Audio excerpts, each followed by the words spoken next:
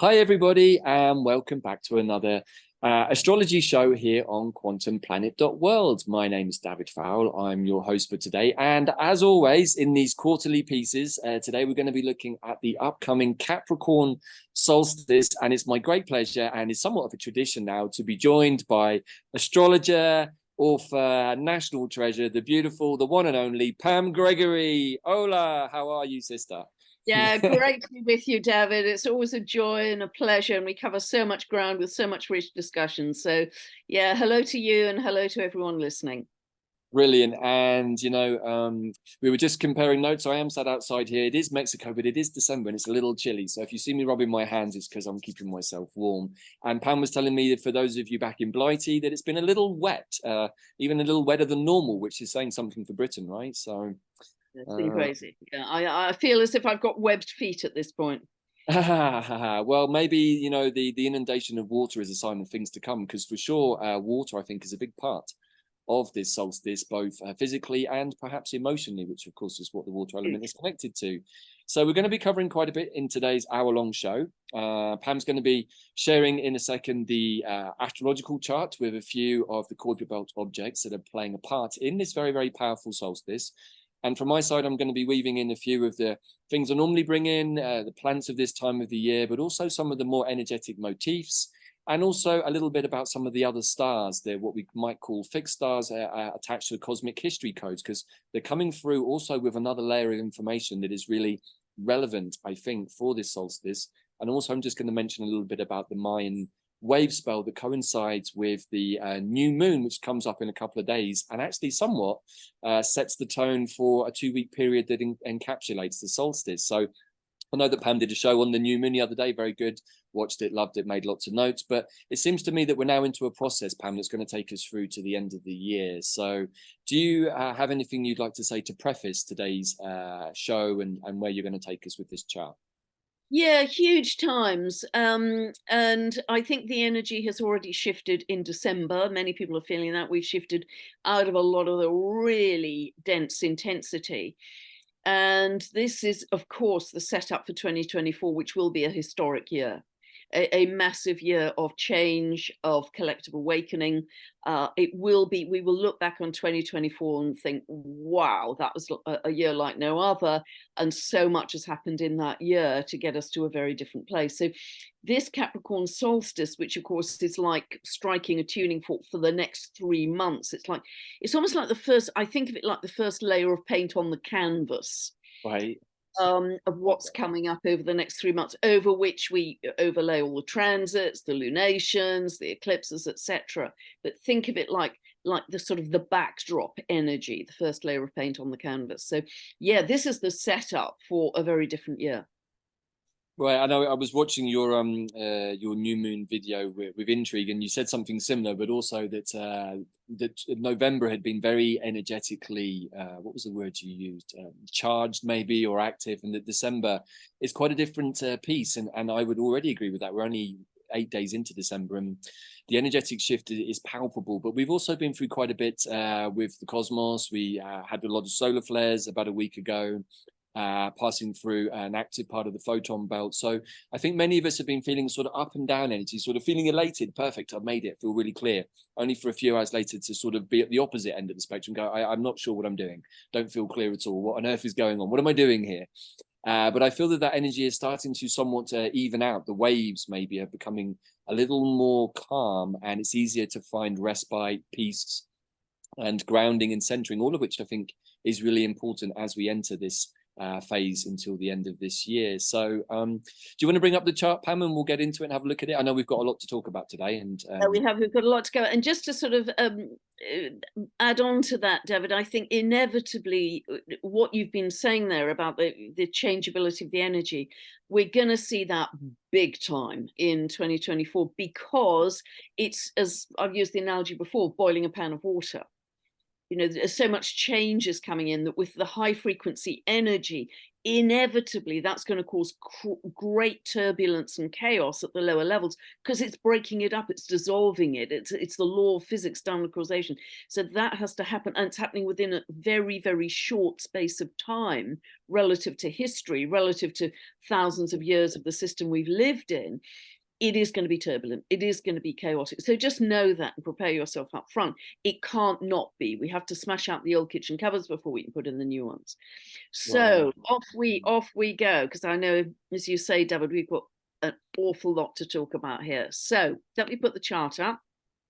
Yeah, and for our audience, we were talking about this before we jumped on to record today, and comparing our notes on where we think we're at and where we think we're heading to, and basically coming to much the same conclusions as we pretty much always do, but just putting some slightly different nuances and imagery and symbology into the picture for everybody to work with. Because, you know, I think like many of the notable festivals that we have in our modern world, Pam, they've got hijacked into being more about consumerism and distraction. And this is a really powerful point of the year, the Capricorn solstice, as indeed all of the equinoxes and solstices are. They're a point where the elemental energies of Mother Earth change.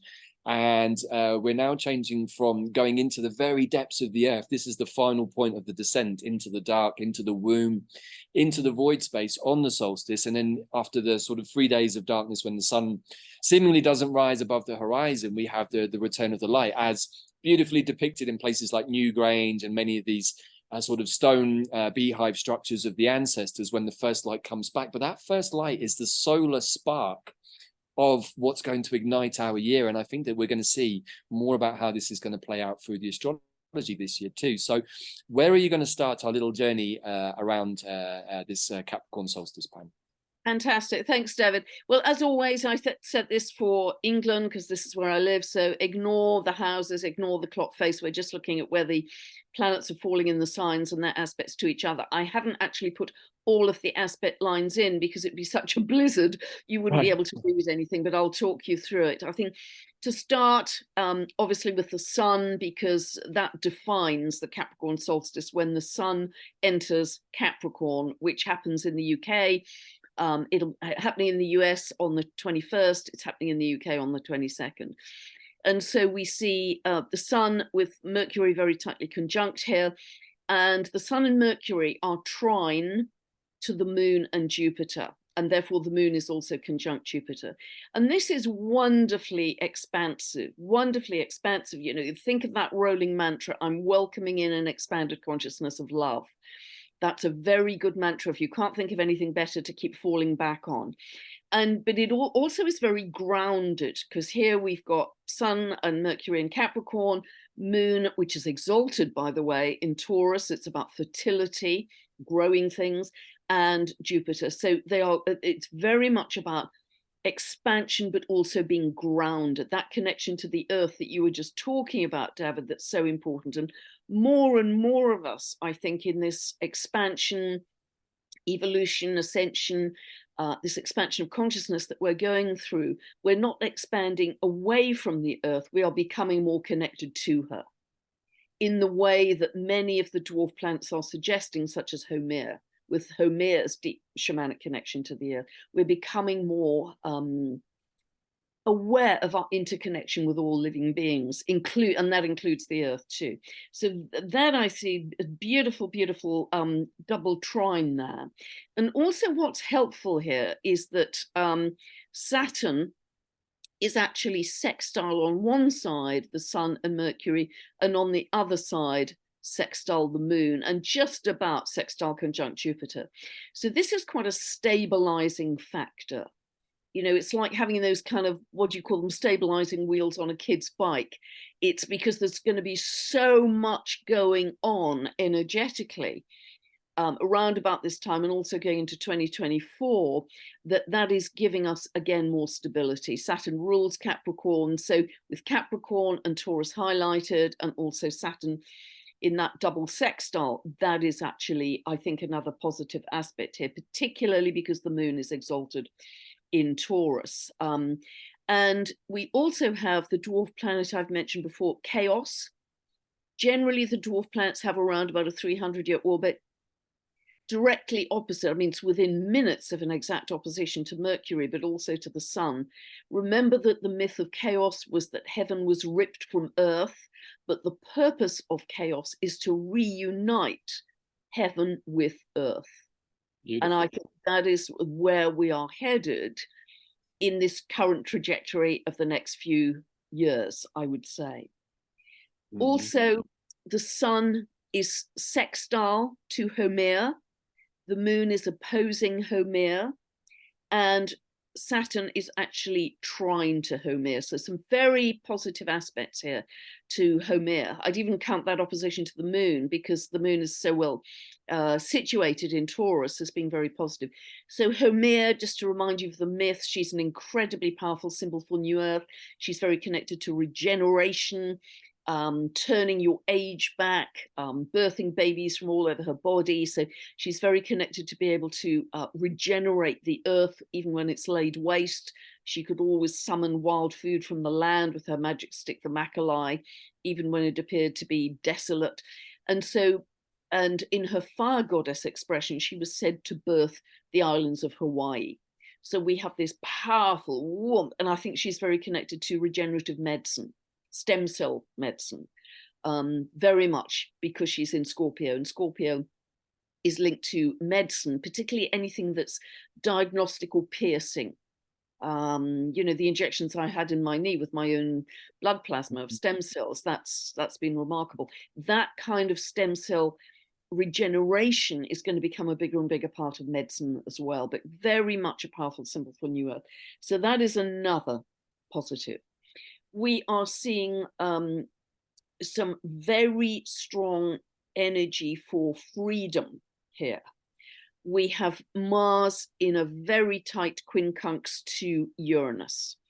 Any Mars-Uranus aspect is linked to an urgent need for freedom, particularly when Mars is in Sagittarius, the sign very much linked to freedom, independence, don't box me in, don't tell me what to do. Uranus, as we know, is the maverick, the antidote almost to Saturn. I'm going to do my own thing. I'm going to go my own way. I'm an individual. I'm going to break through. So, and this is also about a breakthrough in belief systems. That's going to be highlighted even more in April with the Jupiter-Uranus conjunction on the 20th, 21st. This is like a breakdown and a breakthrough in belief systems. They may be religious or they may be social and cultural. We're going to see 10 tons of that as we go through 2024. But the urgent desire for freedom and recognition for individual rights, individual because it's Mars, individual because it's Uranus, is going to be very strong. And that's one of the big, big themes of this solstice and going into 2024. That is reinforced by this very long running, which I've talked about a great deal, Eris conjunct the North Node. Very, very gradually as we move through the early months of 2024, because the nodes always move backwards, that is going to start to separate. But it's been incredibly strong up to now and continues to be operational. So Eris, warrior sister of Mars, fights for freedom, fights for truth, fights for justice, fights for a fairer society. It's conjunct the collective path of soul's growth. So very, very clear message, as it was really through the year, of the way we've got to go is truth, justice, honesty, greater equality. And that's the message of Uranus as well, always. They're very similar. So those are the strong demands for freedom. However, we may also be seeing some financial turbulence.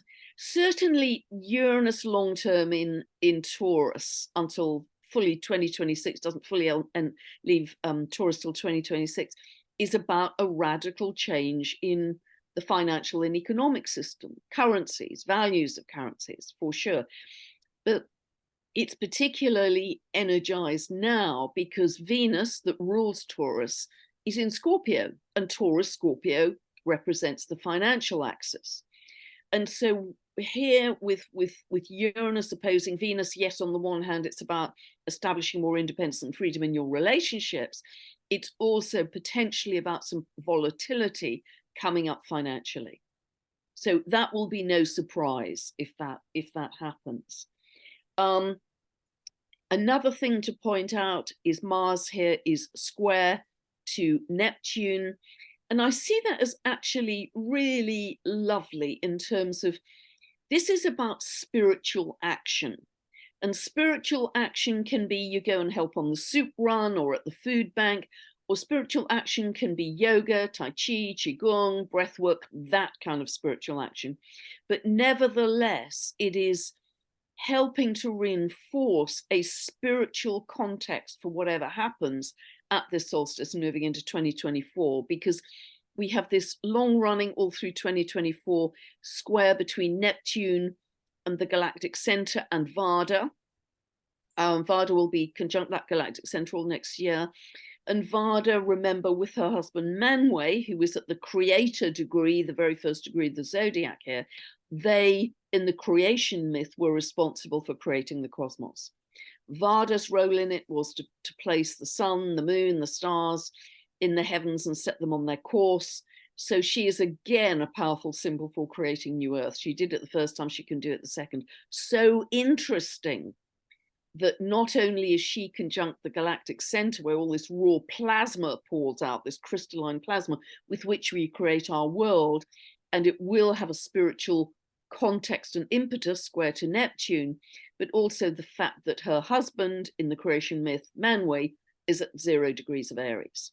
I mean, that is a super clear message of, again, a whole new birth of who we are as humanity and of new Earth. The other thing to point out before I move more fully to the dwarf planets is Pluto is at this anaretic degree. Now, the anaretic degree is 29 degrees of a sign. And what tends to happen at the anaretic degree is that it tends to express the more shadow side of that sign. So what is Capricorn about? Capricorn is about top-down control, rules and regulations, top-down power. You know, we've had 10 tons of that over the last 3 years in particular. And although by transit, Pluto doesn't move out of Capricorn until the 20th of January and re-enter Aquarius at that point, nevertheless, we've got this backdrop, because it's at 29 degrees of Capricorn here at the solstice, this backdrop of greater attempted control, power over and control over the population. And so be aware that may happen, but as I mentioned in a recent video, it's more and more like the hollow, skinny wizard behind the curtain, because more and more people are waking up. Big year of collective awakening in 2044. And here, with it being square to the moon, an out of sign square, but nevertheless a very tight square to the moon in mundane astrology is the people, the population. And whenever you get hard aspects between the moon and Pluto, it's about intense or extreme emotions being felt. What are those intense or extreme emotions about? Well, they could be about changes in the financial system, Taurus, about our sense of safety and security needs, but also just in general about the greater attempted power over us or control over us. So that may not be sitting that well with the people because it's a square. And then if we start to move to some of the dwarf planets, I love the dwarf planets because they just shift stuff to a different level. We have Ixion here, tightly conjunct Mercury in particular, but also the Sun. Ixion in myth, you may remember, in his negative expression, did not behave well. He murdered his father-in-law. He was thrown out of heaven. Zeus then gave him a second chance. He then tried to rape Zeus's wife Hera, and at that point was kind of put on a burning wheel and spun off into eternity. So, it's zero remorse, zero moral compass. So he's not worried about killing people in his negative expression. And I think that is very interesting indeed for where we sit in society right now. However, in his positive expression, he is about going your own way, finding bliss through joy and simplicity. And I'm going to actually read some words from Alan Clay here. So I must credit Alan Clay. He runs the Dwarf Planet University, as many of you know. And he is discovering, and I'm quoting from him, that Ixion is related to seeker consciousness, developing our authenticity and following our bliss. Ixion is the wild child. I really like that. That brings a bell to me. Wild child. Independence of spirit, and are these rules we are playing by the right ones? That's from Alan Clay. Are the rules that we are playing by the right ones? So challenge to, such clear themes here of the urge for freedom, the urge to do your own thing, of your inner sense of power and authenticity versus, the old world, the old order. So also to highlight Gong, or it's pronounced Gong Kun here at 4 degrees of Pisces. This is going to be conjunct. Gong actually has an orbit of 551 years, almost identical to Eris, whereas the other dwarf planets are around about 300. Saturn is going to be conjunct Gong Kun until kind of mid-February. And Gong Kun in myth was the Chinese water dragon god. Interesting, because we're moving into the year of the wood dragon, a lot more dragon energy coming up for us. And in myth, Gong Kun was said to be very angry because he didn't win the throne. And in his anger, he kind of hit his head against the Buzu mountain. And in doing so, he actually changed the Earth's axis. That's very interesting, I think. So he's very connected. Again, Alan Clay is saying this, connected to turning points. And I think that's very interesting, as I'm seeing 2024 as a year of pivot points. He's very linked to flooding, but also the management of the floods. We could do with a bit of that in the UK right now. But again, Alan Clay is saying it isn't just literal flooding, it's the amount of emotion that we will be feeling at this, the weightiness of emotion, Saturn conjunct Gong Kun. And so I think this is very, very powerful. Alan Clay is seeing Saturn there as some kind of, restriction or limitation on people's emotions.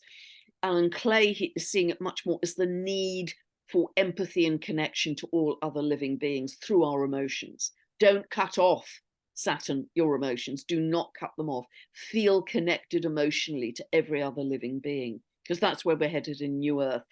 The recognition, everything is connected, we are all part of one consciousness, which is something I think that's a lot of what Saturn in Pisces is going to teach us, though, Pam, is about that. And that's why we're getting these as sort of initial hits, because we've both been talking about water a lot. And I know you've been interviewing quite a few people and getting lots of different intel. And I think that water is going to be important. And I'm going to share a little bit about one of the stars coming through on the sun, which is also connected to the emotions in the water. So I think that we're really being encouraged to get our emotions under control. And of course, from a fifth dimensional point of view, we don't get emotionally triggered. That's a fourth dimensional kind of journey. That's our human emotional, even pain body. The lower astrals are often where those things occur. And so I think that we are being encouraged to lift ourselves out of those lower frequencies by getting our emotions under control. And it doesn't mean that we can't necessarily, not have feelings about things or not care about things, but it's whether we allow ourselves to get triggered by them. And we're living in a moment in society where huge trigger points are being, let's say, delivered to us for us to consider. And of course, people are getting triggered by them, but that in the end leads to division and polarity, which is also, I think, a big part of this solstice. So I think that's really interesting. Yeah, absolutely. And I'm seeing Gong Kun as compassion, actually, rather than being triggered. It's compassion, so you have a sense of unity with other beings. And just to finish off, and I'll let you speak, David. Just with Sedna, and I've mentioned this before because Sedna is so slow moving as well, 11,400 year orbit. Sedna is in a pretty much exact trine to Pluto. Even when Pluto tips into Aquarius and Sedna tips into Gemini, they are still in this trine. They're going to be in that dance, holding hands in that trine all through next year. And both of them, of course, are about transformation. Or Nancy Rebecca, from her communication with the blue light beings, would say metamorphosis. And Sedna's myth actually is about total metamorphosis. That one of the deep meanings of both Pluto and Sedna moving out of earth signs into air is let go. Remember, Sedna was hanging on to the boat with her fingers, trying to get back in the boat in the storm, and her wonderful patriarchal father, symbol of the patriarchy, chopped her fingers off, and her body floated down to the deep to metamorphize, if that's the verb, transform into these beautiful sea creatures. So it's a question of letting go of what we thought was security, Taurus, Capricorn, the old financial system, the old earthly ways we've lived our lives, and trusting in this complete metamorphosis for humanity, that we are shifting into the light body and shifting into a whole different state of being for which there is no dress rehearsal. But it's a level of trust in the astrological symbols and in the physics and cosmology of light of what we are currently experiencing right now on this whitewater rafting ride. Yeah, and perhaps in Britain it's literally a white water rafting ride at the moment, even possibly outside of your front door, from what you were telling me earlier, Pam. So it sounds as though you need Gong Kung to take up a position in the current British cabinet, maybe, to get on top of these things, because I would dare to say that the current government is not doing that. So anyway, I think what you've laid out there is very, very interesting, and actually largely concurs with my own deep dive on the chart for this solstice in preparation for today's talk. And I'd like to start by just looking at things from slightly different perspectives, but through the filter of what you've just talked about. So the first place I'd like to start is with the Sun and Mercury conjunction, which is obviously very powerful. And I want to bring in 3 other stars that are coming from the sort of, you can say the more fixed star, but it's really the cosmic history codes of the stellar nations. And what these are sort of more connected to our soul's DNA and places that our soul has perhaps traversed through on its long journey to get to this particular incarnation. But they also tell of a galactic history that plays out through the constellations, and some are more well known than others. And I'm going to share just a few here and there, just to add another element, which I think really reinforces what you've been talking about. So the first 3 stars I'm just going to mention them very briefly, are called Nashuba, a 1 degree 36 of Capricorn. And this actually is a star that's very much sitting in the arrow of Sagittarius, of the centaur. And so this star really brings through an energy of about how to direct your arrow, your intentions, we can say. And where are we pointing that arrow of truth at? And, you know, I think we're being asked to make sure that our energy is focused, but also this arrow carries the energy of creativity and about how to dream bravely. And I think that this is very much what this time of year is about, is entering into the void space, the womb of the 3 days between the solstice and the return of the light. Very, very symbolic. And I'll maybe chat a little bit more about that in a minute. But where is our arrow going? And I think that this is where we're sort of being asked now, like, it's like you said, another choice or pivot point. Am I shooting my arrow back into the melee of Christmas shopping and turkey and and queues and getting slimed in the supermarket, waiting for my chocolate advent calendar, or whatever we're doing over Christmas, and watching reruns of Indiana Jones and Star Wars, all of which is great, but it's somewhat distracting us away from the possibility that we have at this time of the year, which is to shoot that arrow deeply into the void, into the womb space, to all it is, to creative source, to great spirit, and say, this is my coherence. This is my coherent plan for myself, and this is what I'm wishing for. So that's the first star, which I think is highly relevant, coming through this sun gate on the Capricorn solstice with Mercury, also communication somehow, but it's also conjunct a star called Spiculum, very, very tight at 1 degree 17 of Capricorn. And this is really a star connected to what we would call the Bear Nation, which is about the Christ consciousness, very connected to the Southern Cross, the Crew constellation, which sits actually in Scorpio. But this is really just a star in its energy that is reminding us about our cosmic human nature, that actually really and truly in our true origin, we were always cosmic humans, and we've got disconnected. And this sort of time of year is about bringing that remembrance back to ourselves. This return of the light is, I think, for me, very much symbolized by the totemic sword of light of Archangel Michael, and connected to our divinity, our crown chakra, our soul star chakra, and whether we're connected to that divine part of ourselves that holds the divine blueprint of who we truly are. And this sort of leads into the question of divine will versus free will. And you know, divine will is really what we came here to do, and free will is our opportunity to not do that, or to not do that and then come back to remembering that. So I think this is a very interesting sort of thing to hold as a mantra or meditation point, is my divine will versus my free will. And of course, the whole fall of the angels and Lucifer was about giving us the opportunity to stray away from our divine path by doing whatever we want, which, you know, can be a lot of fun, but can also get us into a fair amount of trouble that racks and stacks the karma. So, you know, these are some of the backdrops coming through, but I think that we're being urged to remember that we are so much more than just this 3D body, right? And that we are at all times connected to all levels of our multidimensional sense of being, and that Davyd is just one face and Pam is just one face of a very, very extensive being, oversoul being, that is possibly having multiple experiences on multiple timelines all at once, but we are still experiencing them all here and trying to make sense of them, which I think is part of the mystery of the universe. But you know, the other interesting star that kind of lends credence to what you were saying about Gongkun is a star called Etamin that actually sits on the galactic, roughly on the galactic center at 28 degrees of Sagittarius, and this is really connected to the dragons, the elemental warrior yang beings of the universe, who actually protect divine will. That is their role in the universe. They're the dragons protect divine will, and the sort of the great felines, the jaguar lineages, the shamanic lineages, very connected to the goddess. They protect free will as it comes through the goddess. So this particular star is really connected to the elemental energy of the water dragons, and is reminding us to have our emotions under control as we remember our cosmic self, so that we can shoot that arrow from the bow of the centaur into the womb space and actually start to think clearly about what are our mission codes, each and every one of us.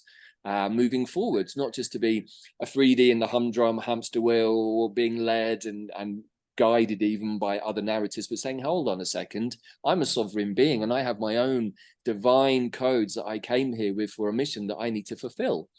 And so I think this is really what we're setting up here, is the best Christmas present ever that we could deliver to ourselves is the remembrance of who we truly are and all of the gifts that we truly carry as cosmic beings.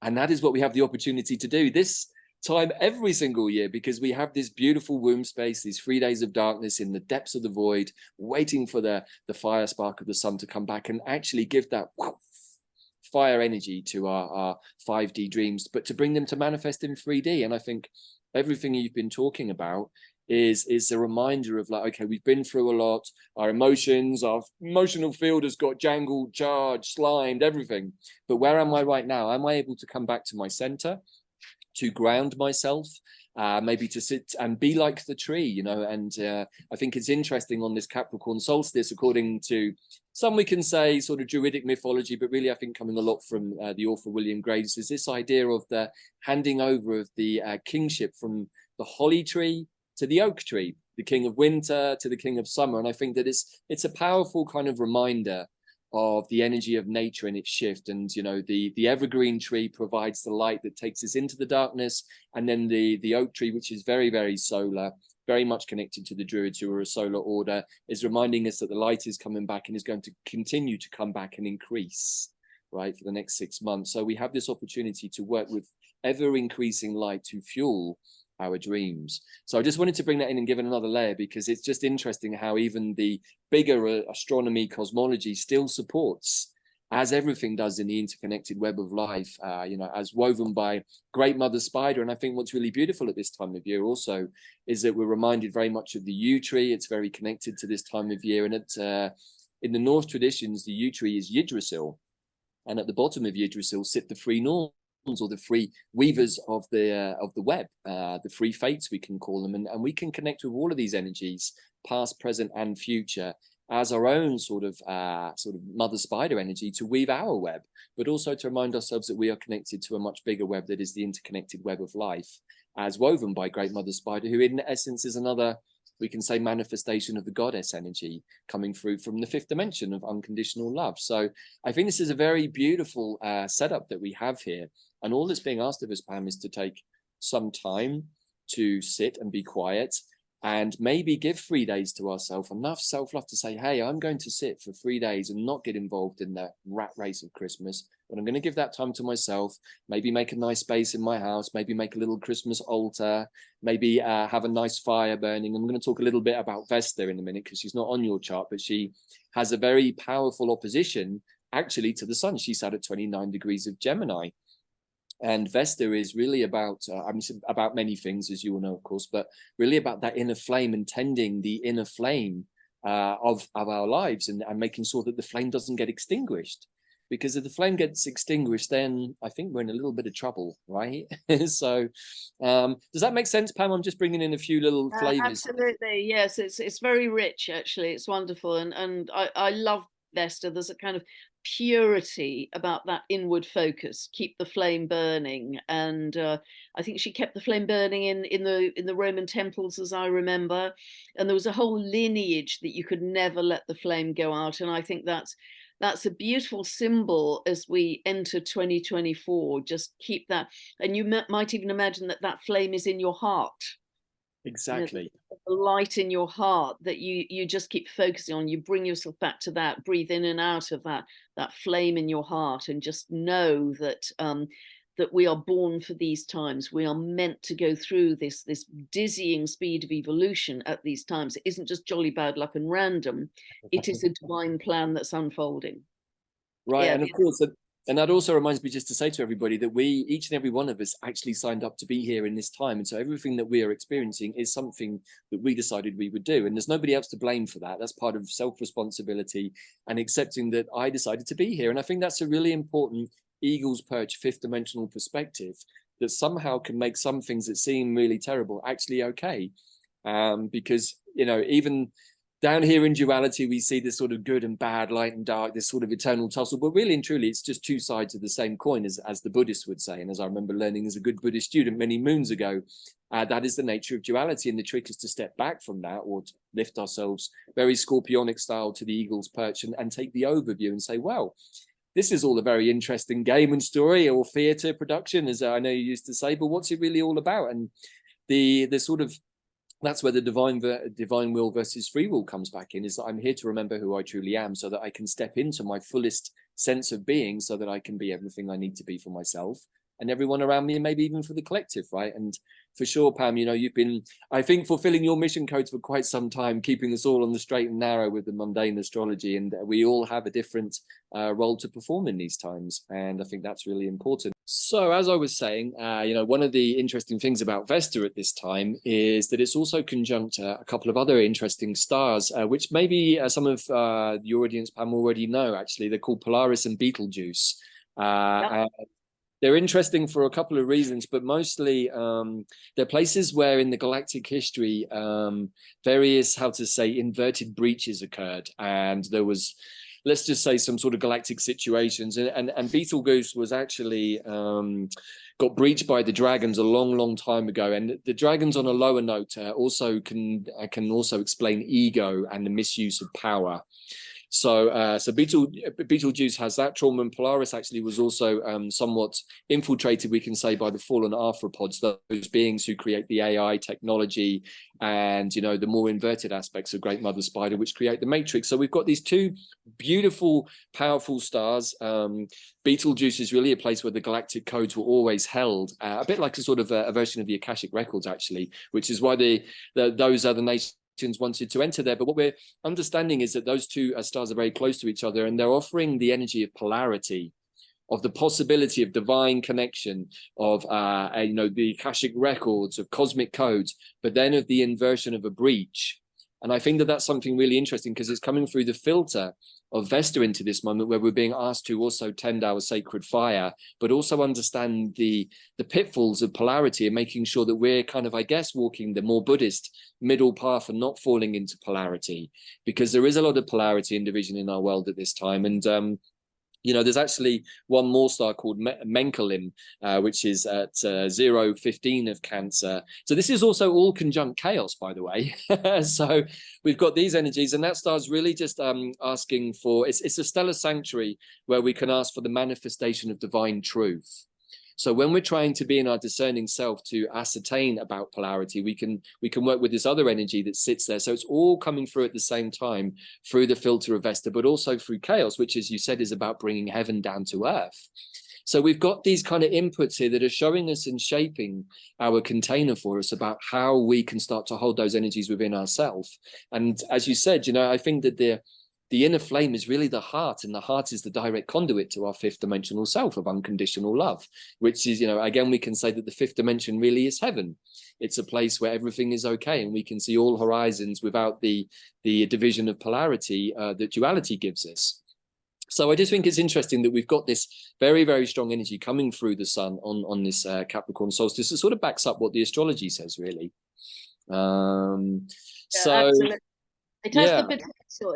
I think it certainly has the potential, Davyd, of seeing things from a much more expanded point of view, and as we move through 2024, a much more multi-dimensional point of view. We're going to be seeing things from being galactic citizens. We're going to be looking at our tiny contracted 3D existence and thinking, my goodness, how could I have lived with that when it was all so small? Is the sense I get. And this is the tipping point, the pivot point that we're going to move into right now. Right, exactly. And I think that, you know, we've got all of these really powerful energies, really positive aspects and trines that you talked about. So I feel that this whole period, Pam, is about us getting clear. And I think that the run up, the sort of the descent into the darkness is really our opportunity to go inwards. And I think it's interesting this time of year is mushroom season, it's fungi season, and a large part of their job in nature is to break down and to compost. And I think that that's really what this whole period is sort of moving from the earth energy we're currently into the air energy, which is sort of the composting, going into the belly of the great mother. But then as the energy comes with the sun, we're going more to our air elemental, which is more about the mind, more about the higher dimensional thinking. So we're going to utilize that energy to propel us forwards into 2024 so that we can really embrace all of the things that you've been talking about. And, you know, I thought 2023 was a bit rock and roll, as you would say, definitely a bit up and down and challenging. But coming to the end of the year, I feel that the energy has kind of evened out, has become more grounded, and I think that it's really beautiful that we're going to be moving into the energy of the oak tree, who I think is the master of ceremonies of holding space for not only himself but many other beings too. And when we see an oak tree in the wild, we can often see a very, very clear sphere of influence that one tree has, and then we see other trees growing out of the oak tree, and we see many different birds and animals living in the tree. And in the true traditions of the land and of Mother Earth, the king was decided by the witches, the three Norns, not because he had the biggest bank balance or the nicest car or the best looking castle, but because he was worthy in himself, because he was already enough. He already understood that I am enough. I do not need to take on the role of kingship to take from the people whatever I can, which is something that kingship became in much later times. But I am enough. And not only am I enough to support myself, but I can support others too. So I think in many ways we're being encouraged to think and be like the king of summer, the oak, which is the energy which is sort of incoming. So I think this is where the sort of the blend of the pagan and the multidimensional cosmic selves come to fruition at this time of year, and we can connect deeply down into the earth through connecting with trees like the yew tree or the oak or the holly, but also with connecting to our more cosmic selves through the reading of the astrology charts. Or, you know, myself and my guide Leslie Shankman, we did a similar piece to this, but working with the cosmic codes as a Capricorn Solstice preview, which actually you can check out on our YouTube channel. So if you find that sort of more cosmic expansion resonating, then please do check that out. But I think we're being very much guided to go into our heart space and tend that internal flame and dream big, Pam. That's what I'm feeling for this Capricorn solstice. Yeah, absolutely. You know, because this isn't a dress rehearsal. We are going, and although there's a lot of grounding here, and I'd really encourage people to earth and ground their feet on the earth, weather permitting, as often as you can. Because 2024 will get fast right from the beginning of the year, out of the traps. It's going to be fast. So it's good at this Capricorn solstice. We've got some grounding available, but do physically, practically put bare feet on the earth, bare feet on the grass as often as you can. And just to echo what you were saying about that story about the king, integrity is mega important. Spiritual integrity, Saturn in Pisces. Integrity is going to be incredibly important as one of the pillars qualities by which we can access higher dimensions. If you're not in integrity, that's not going to happen for you. It's never going to work, because you're not ringing true, as it were. Right, and I just want to introduce it again. I've been delving into the world of astro.com and 144,000 asteroids, or whatever it is they've got listed there. So I've been having a bit of fun with that. And I just want to pull out just something that made me chuckle a little bit, which is Dionysus, the god of wine and fertility, and generally having a damn good time at Christmas and pretty much whenever else you can, is actually conjunct Neptune in Pisces. There is an asteroid named after Dionysus. And so yeah, I thought, well, that's interesting. Dionysus conjunct Neptune in Pisces. That sounds like possibly a little bit of inebriation at some point over Christmas. But the reason I bring that in is because it's, you know, also called Bacchus in the Roman traditions. But with the energy of the goddess, which is something I just want to take a few minutes to talk about now, if I may.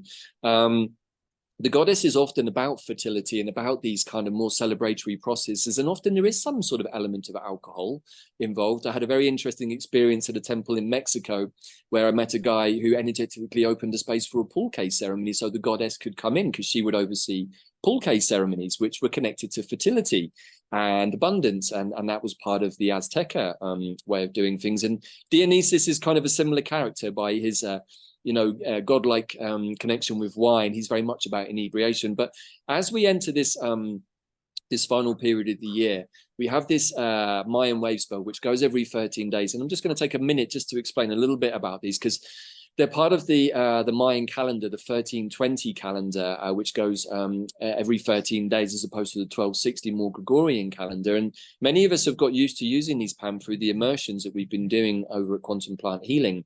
And what's interesting is that every 13 days they repeat themselves, but because there's 20 different glyphs, they start on a different glyph and have a different flavor and feeling each 13 days. So once we get into this kind of rhythm, we can start to work with these energies of each glyph at the beginning. So the first day of any wave spell is the kind of the predominant energy that you're going to follow. And you can work with those in conjunction with astrology for basically healing and manifestation. Incredibly powerful, because they give you a natural 13-day container, which always follows the same sort of principles. So day one is always about intention. Day two is about polarity. Day three about service, and so on and so on. You know, balance, attunement, integration. And then we come to day 10, which is always day it's always day of manifestation. So this particular wave spell starts on the new moon on the 12th of December with the energy or the glyph of the red skywalker, which is really about the time-space explorer and our connection to our multidimensional selves. But the Skywalker carries the number 13 in the glyph, and the 13 is the goddess. It's in being in service to the goddess. So this is a glyph that speaks of being able to traverse multidimensional sense of being, but always in service to the goddess and always being a conduit and a channel for that energy to come through. And a lot of the energy of the goddess is about fertility and the sowing of seeds and dreams. So we've been given this opportunity, bookended by this new moon on the 12th and the full moon on the 26th, with this perfect 13 days in between. And day 10, day of manifestation, is the solstice, and the wave spell itself finishes on the 24th, which is the return of the light. So I just want to share that, because these powerful containers give us a way to work with the energies that you've just talked about, and I've just talked about a bit too, through the astrology, but understanding, wow, I can work with all of these energies to blend a very fertile womb space for myself to plant my own seeds. So I just want to share that, because I think that that's really exciting. And I think that this is part of the transition to a more multidimensional way of thinking and being. It's like these glyphs and wave spells are going on a bit like astrology every single moment of every day, whether we're paying attention to them or not. But what we can do if we're smart is we can start to work with them and understand, okay, so this glyph, this wave spell is about the goddess, it's about abundance, it's about multidimensional connectivity. How am I working with that energy and my astrology to make that work for me? And we can do this with every single 13 days, which is basically a moon cycle, right? So I think that we're being encouraged as we move into 2024 to start being more cosmic, but staying grounded and centered to the earth at the same time. And that may seem a little bit kind of like, oh, like, how do I do both? Well, I think that's part of becoming a cosmic human, is how do we stay grounded into 3D, but open like the oak tree with its big branches, which are like semiconductors. The oak tree is a tree that can conduct lightning, but it's also a tree that can connect us to our cosmic origins, our cosmic DNA, our cosmic ancestors. But its roots go down deep into the earth and connect us deeply to Mother Earth, but also the inner earth beings. And so we stand here in the middle world of the 3D, connected above and below. All we have to do is get clear in our central channels, which is where the plant mullein comes in.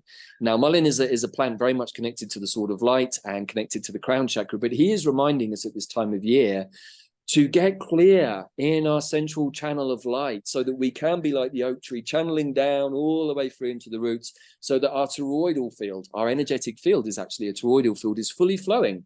And, you know, interestingly, in ancient geomancy, they often used to indicate our life with a circle and a dot in the middle, which we now understand is another sort of visual aerial representation of us as a toroidal field. We are the dot in the middle, but we are surrounded by the circle, which is the perimeter of our field. Very much like the oak tree, he shows us very viscerally how to be like a tree. So I just wanted to share some of these motifs because, you know, we are organizing something that we talked about earlier, right, Pam, coming up, which is called the Return of the Light, which I know, looping back to when we first started, was something that you supported, myself and now my partner Bella in with Quantum Plant Healing, which is creating energetic journey spaces or containers, we can say, that bring all of these influences in, and they're all woven together. In this case, a bit like it's a bit like having a Christmas tale told to you at the fireplace. So we have these 13 days, and each 13 days we have a different teacher talking about astrology, cosmology, geomancy, food, plants. The plants that we're going to be working with this particular year are going to be mistletoe and ivy, which interestingly, both have highly anti-parasitic qualities, which I think is an interesting reminder to do a final cleanse, to make sure that when we enter into our dream space, that we're not carrying other energies with us. But interestingly, they're both considered to have very, very high possibility of anti-cancerous healing abilities. But most incredibly, they're both linked very deeply to Dionysus and fertility. So it didn't matter what way I came into this whole process of looking at the solstice, it always seemed to come back to fertility, planting seeds, womb space, fire, light, and kicking on from that space. So that's really what this journey is all about, Pam. And with your permission, I'd like to share a special discount actually for this journey that starts on December the 12th. For all of your audience. I stop sharing screen here, Davyd? Yes, please do. I think we finished on the astrology there as we enter into the final few minutes. And yeah, for those of you who are looking for an alternative Christmas with like-minded people who want to hold the space for the light to take into that space, so that we can really manifest everything that Pam's been talking about, not just today, but really for the last few years since this whole kind of hoo-ha started, really, I guess, and we kind of got more clarity of what was going on. But also as long-time listeners, and in fact, most of our community, Pam, have come to us through doing the videos with you. So I want to say a huge thank you that our community really exists, largely because of the videos I've done with you. So I want to offer that opportunity to all of your audience to join us, and I'll put in the show notes a special PAMG20 coupon code you can use for a 20% discount. But really inviting many of you who feel the inclination to be in a container space with a group and to hold that light, I think, that you were talking about so beautifully at the beginning, Pam, because this is a time when we're calling the light back in and taking the time out to recognize that the solar energy, that spark of fire, is returning to us, because we need it. We need it in that womb space. So I think that's really beautiful. And I think that in many ways that sort of brings us to a conclusion for today. But do you have anything in response to all of that as a sort of a wraparound? Yeah, the only thing, you know, when you were talking there, Davyd, about the connection to the earth and the connection to the cosmos, that's so much, I think, the theme of many of the dwarf planets. This deep, ancient reconnection to Mother Gaia, and yet at the same time, because so many of them in myth were creator gods, bringing us out to the heavens, the cosmos, reminding us that we are one consciousness with all the other galactic beings. And that's really exciting, really exciting. So I think we have if we keep our focus correctly on love, joy, compassion, peace, healing, integrity, we're going to be fine. That's where we're headed. I think that's so beautiful that, you know, many of these newly discovered KBOs and dwarf planets, they do carry the energy of creator gods and goddesses. And I think that it's worth reminding ourselves that we too also carry that energy within us.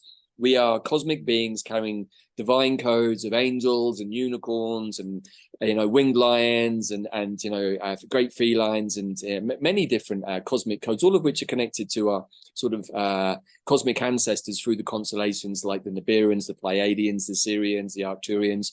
And so this is just a different, you know, emphasis of how do we start to re-understand how did we get here? What's the journey my soul took before I became Davyd? Because it's all part of me. It didn't just stop at the end of the last life. It's still somehow going on a parallel timeline, and it's manifesting for me here. And I think if we can come to that place that you just said of remembering that we have access to this godlike creation energy, then the world is truly our oyster. We become like the chalice. We become the personification of the Mary and Jesus energy, which is kind of, you know, the return of the Son of God. You know, that's Jesus, and it's the Christ consciousness that we can all connect to through the balancing of our yin and yang, masculine, solar, lunar, internal, external energies. And the more that we have that in balance, the more we can be in a place of clarity, authenticity to do the creations that we want. And I think there's just a beautiful opportunity here at this time of year. So I want to thank you, Pam, for joining me to do this preview. I want to thank all of your audience for always listening to me and sometimes struggling with my language a little bit. So I just want to share a small hint that me and Pam talked about. If you are not a native English speaker and watching this video on YouTube, there are two little buttons in the bottom right-hand corner of your YouTube image that you can click on. The first says CC, which is closed captions, which means that you will get all of what we're talking about appear as a language at the bottom. But there's also another one that looks a bit like a cog, which is the settings. If you hit that button, it comes up with the option to auto-translate. And you can get translated subtitles into almost any language. I don't know how good they are across the board, but they're okay in English and Spanish. And you can watch any video you want, whether it's me and Pam talking in English, but you can have subtitles in your own language. And that actually applies to pretty much all YouTube videos. So I know that not that many people know about that, because I didn't know about it until quite recently either. But also just to share, for those of you interested in what we're doing over at QPH, quantumplanethealing.com and quantumplanet.world, we actually have both of our sites translated into Spanish. So you can switch between the sites and watch videos with Spanish subtitles. So anyway, a little hint for all of you out there. Thank you, everybody, for listening. Thank you, Pam, and we'll put all of the links and codes and stuff in the show notes, and look forward to hopefully seeing you again in the new year, Pam. Looking forward to a wonderful Yule, wonderful Christmas, wishing you that Santa brings the very, very best of whatever your heart desires down the chimney for your return of the light, and for each and every one of you out there as well. And hopefully some of you will feel inclined to join us and hold that space for the return of the light over the next couple of weeks. So without further ado, thank you, everybody. Thank you, Pam, and we'll see you all again very soon. Ciao for now. Lots of love, everyone. Bye for now. Bye.